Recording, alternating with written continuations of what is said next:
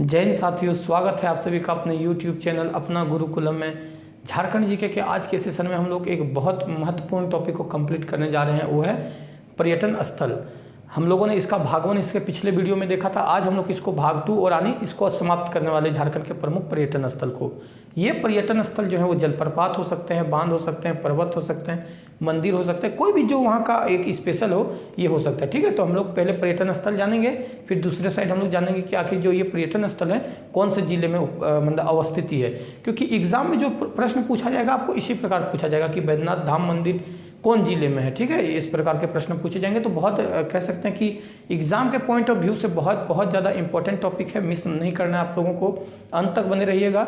और अगर इस चैनल में आप पहली बार विजिट करें तो पहले रुक जाइए, वीडियो को पूरा देख लीजिए। अगर अच्छा लगेगा तो अंत में सब्सक्राइब कर लीजिएगा। आइए हम लोग स्टार्ट करते हैं आज के टॉपिक को। और आज का जो टॉपिक है वो है पर्यटन स्थल झारखंड का। ठीक है, तो हम लोग एक तरफ पर्यटन स्थल लिखे हैं, एक तरफ हम लोगों ने जिला लिखा है। तो सबसे पहला जो है वो भद्रकाली मंदिर। और याद रखिएगा जो भद्रकाली मंदिर है ये अगर प्रॉपर स्थान का बात किया जाए तो ये है भद्रकाली मंदिर जो है इटखोरी में है। जगह का नाम है इटखोरी जो कि चतरा जिले में पड़ता है। और यहाँ पे जो काली माता का मंदिर है, मैं वहाँ पे एक बार गया हूँ, मैंने देखा है उस मंदिर को। बहुत अच्छा मंदिर है। और मतलब उस जो मंदिर है भद्रकाली मंदिर का, उसमें उस प्रांगण में बहुत सारे मंदिर हैं। तो याद रखिएगा भद्रकाली मंदिर कहाँ पे है? चतरा में है, इटखोरी में। कोल्हुआ पहाड़ जो है या ऐसा कोलेश्वरी पहाड़ भी कहा जाता है, ये भी चतरा में है। और कोल्हुआ पहाड़ को माना जाता है कि ये हिंदू, जैन और बौद्ध तीनों का एक मतलब पॉइंट है, मतलब स्थान है जहाँ पर तीनों धर्म से रिलेटेड है। तो इस प्रकार के भी प्रश्न पूछा जाता है कोल्हुआ पहाड़ से रिलेटेड, तो इस चीज़ को भी आपको याद रखना है। ये भी चतरा में है। अगर नेक्स्ट हम लोग बात करते हैं तो लावालौंग अभ्यारण्य। ठीक है, लावालौंग अभ्यारण्य, और लावालौंग अभ्यारण्य भी चतरा में है। ये चीज़ आपको बिल्कुल एकदम एग्जाम के दृष्टिकोण से बहुत ज़्यादा इंपॉर्टेंट है ये टॉपिक।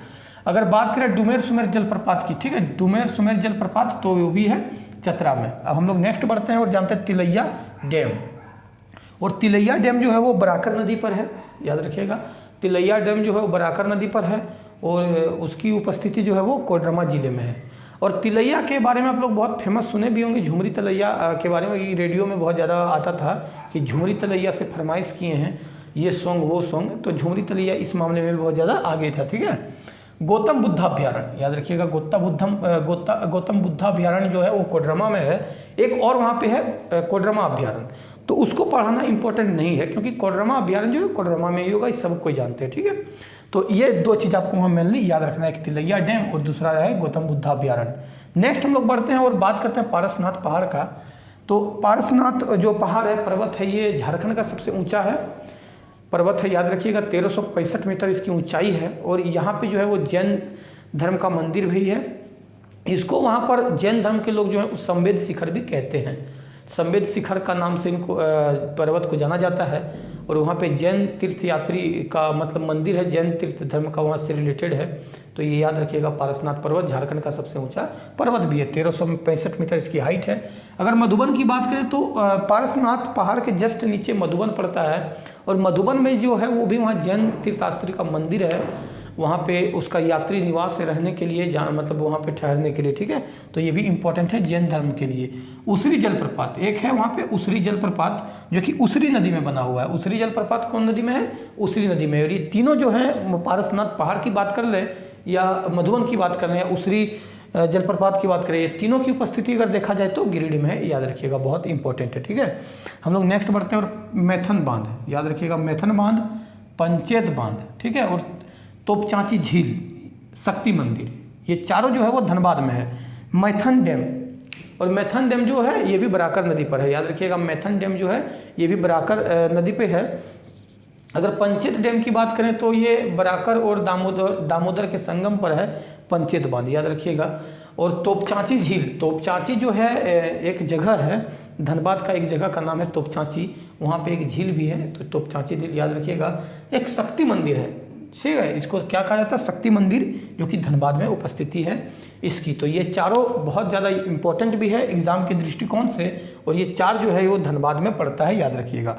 नेक्स्ट हम लोग बढ़ते हैं तेनूघाट डैम। और तेनूघाट डैम के बारे में एक इंपॉर्टेंट फैक्ट आप लोगों को याद रखना है कि भारत की सबसे बड़ी अर्थन डैम, ठीक है, भारत की सबसे बड़ी अर्थन डैम कौन सा है? तेनू घाट। जवाहरलाल नेहरू जैविक उद्यान, जवाहरलाल नेहरू जैविक उद्यान जो है वो बोकारो में है। अब इसमें से एक और 2-3 था लेकिन मैंने उसको नहीं बताया। क्यों नहीं बताया? क्योंकि ये इसके नाम के साथ ही आप इसको पकड़ लेंगे, जैसे Bokaro steel plant, Bokaro thermal, तो इसको पढ़ाने की ज़रूरत मेरे हिसाब से नहीं है। नेक्स्ट हम लोग बढ़ते हैं और बात करते हैं सालपर्णी झील। सालपर्णी झील हजारीबाग में है। सूर्यकुंड जल गर्म कुंड, जो याद रखिएगा सूर्यकुंड जो है गर्म जल कुंड है, ये भारत का सबसे ज़्यादा टेम्परेचर वाला सूर्यकुंड मतलब गर्म कुंड है। याद रखिएगा 88 डिग्री टेम्परेचर इसका रहता है, 88 डिग्री सेल्सियस। ठीक है, 88 डिग्री सेल्सियस रहता है, जो कि भारत का सबसे गर्म जल कुंड है। गर्म जल कुंड है सूर्यकुंड, जो कि पड़ता है हजारीबाग में।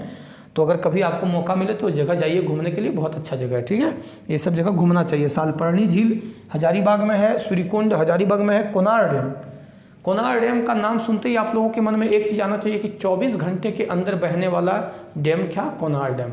रघुवर दास उस टाइम के वर्तमान जो मतलब तत्कालीन मुख्यमंत्री जो थे रघुवर दास, उन्होंने उद्घाटन करके रांची पहुंचा और वो डैम भी बह गया। ठीक है, कोनार डैम बहुत फेमस है। इसको बनने में बहुत लंबा समय लगा था। आई थिंक मेरे हिसाब से शायद 48 से 45 साल इसके बनने में लगा, लेकिन बहने में इसको 24 घंटा भी नहीं लगा था कोनार डैम को। ठीक है, तो ये भी इंपॉर्टेंट हो जाता है एग्जाम के पॉइंट ऑफ व्यू से, तो याद रख लीजिएगा। बरसों पानी, क्या है? बरसों पानी हजारीबाग में है। ठीक है, बरसों पानी। और हजारीबाग का नाम ही हजारीबाग इसलिए पड़ा है क्योंकि वहाँ 1000 बागों का शहर माना जाता है। प्लस दूसरी बात, हजारीबाग के बारे में एक फैक्ट याद रखना कि 7 पहाड़ियों से घिरा हुआ जो क्षेत्र है वो शहर है वो हजारीबाग है। 7 पहाड़ियों से घिरा हुआ क्षेत्र को हजारीबाग है, याद रखिएगा। और 1000 बागों का शहर है इसलिए हजारीबाग उसका नाम ही पड़ा है। कन्हरी हिल, कन्हरी हिल है। स्वर्ण जयंती कैफेटेरिया पार्क है, स्वर्ण जयंती कैफेटेरिया पार्क भी हजारीबाग में है। कन्हरी हिल भी हजारीबाग में है। निर्मल, शहीद निर्मल महतो पार्क जो है वो भी हजारीबाग में है। ठीक है, ये हजारीबाग पटना मुख्य मार्ग के अगल बगल में है शहीद निर्मल महतो पार्क, जो कि हजारीबाग में है। 1000 बागों के चलते उसका नाम हजारीबाग पड़ा है। और 7 पहाड़ों से घिरा हुआ जो शहर है वो हजारीबाग है, याद रखिएगा। नेक्स्ट हम लोग बढ़ते हैं रजरप्पा जलप्रपात। और रजरप्पा जो है वो किसके संगम पर बसा हुआ है? तो दामोदर और भैरवी नदी के संगम पर रजरप्पा बसा हुआ है स्थान रजरप्पा। और वहाँ पर रजरप्पा जलप्रपात होने के साथ साथ एक बहुत मतलब कह सकते हैं कि धार्मिक स्थल भी है रजरप्पा। छिन्नमस्तिका मंदिर, बहुत फेमस मंदिर, याद रखिएगा। छिन्नमस्तिका मंदिर है, कहाँ पे है? तो रामगढ़ में है। रजरप्पा जलप्रपात भी रामगढ़ में, छिन्नमस्तिका मंदिर भी रामगढ़ में, और अष्टमातृका दक्षिण काली मंदिर भी रामगढ़ में है। तो ये 3 चीज़ आप लोगों को याद रखना है। और छिन्नमस्तिका क्यों कहा जाता है? क्योंकि वो माता जो थी खुद की मस्तिष्क को काट के हाथों में ली थी, इसलिए छिन्नमस्तिका मतलब माथा को मस्तिका को छीन करने वाले। तो इसका स्क्रीनशॉट आप लोग लीजिए, फिर हम लोग थोड़ा सा और 1-2 है उसको पढ़ के ये जो टॉपिक है पर्यटन स्थल ये समाप्त हो जाएगा। आप इसका स्क्रीनशॉट ले लीजिए। हम लोग आगे बढ़ते हैं, और नेक्स्ट हम लोग पर्यटन स्थल को जानते हैं। नेक्स्ट जो पर्यटन स्थल है वो है टैगोर हिल। और टैगोर हिल इसका नाम क्यों पड़ा? क्योंकि देखिए यहाँ पर जो रविंद्रनाथ टैगोर के बड़े भाई थे ज्योतिरिंद्रनाथ टैगोर, उनका विश्राम स्थल था, तो इसको विश्राम स्थल भी कह सकते हैं।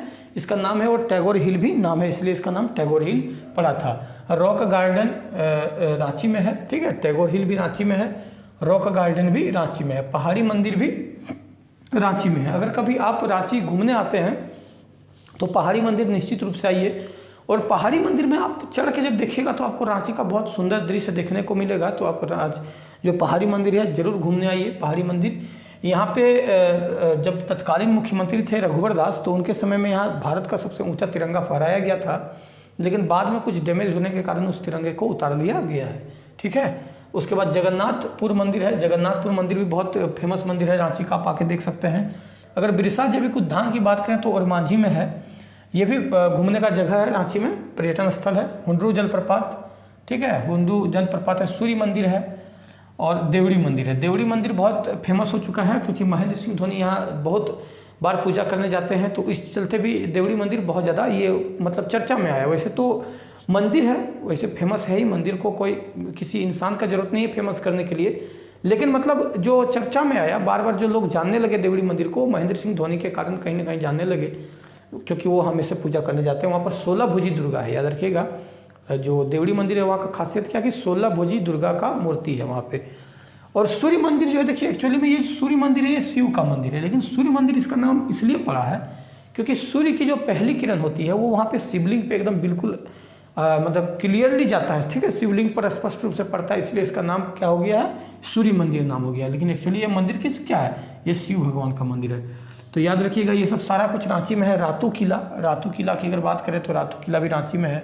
रातू स्काई पार्क, ठीक है, रातू किला के जस्ट अपोजिट में आपको रातू स्काई पार्क देखने को मिलेगा। सिद्धू कान्हू पार्क रांची में है और नक्षत्र वन ये सब कहाँ पे है, रांची में है।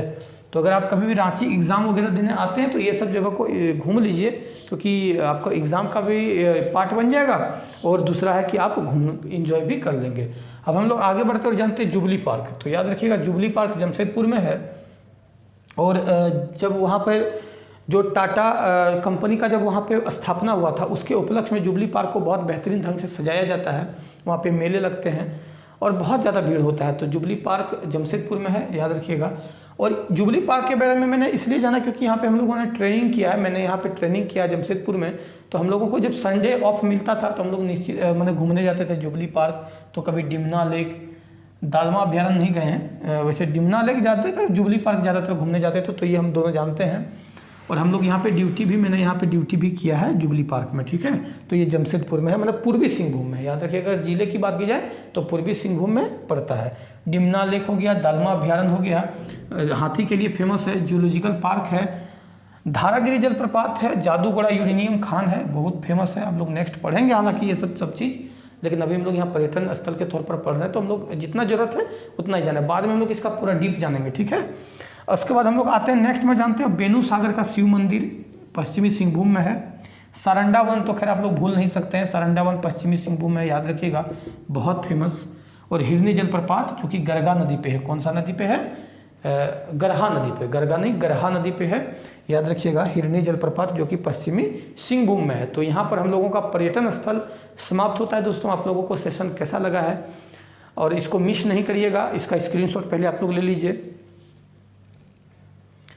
फिर हम लोग आगे आपको बताते हैं कि ये जो टॉपिक है एग्ज़ाम में अक्सर इससे प्रश्न 2-4 बनते हैं, तो इसको मिस नहीं करना है, नोट्स बनाना है, उसको याद करना है। फिर हम लोग इसका टेस्ट सीरीज भी आगे करेंगे, तो फिर हम लोग जो टॉपिक होगा आगे स्टार्ट करेंगे। आज के लिए इतना ही। अगर आप लोगों को मेरा सेशन अच्छा लगता है तो वीडियो को लाइक करिए, सब्सक्राइब करके बेल आइकन को प्रेस कर लीजिए, जिसको आपको वीडियो की नोटिफिकेशन मिल जाया करे।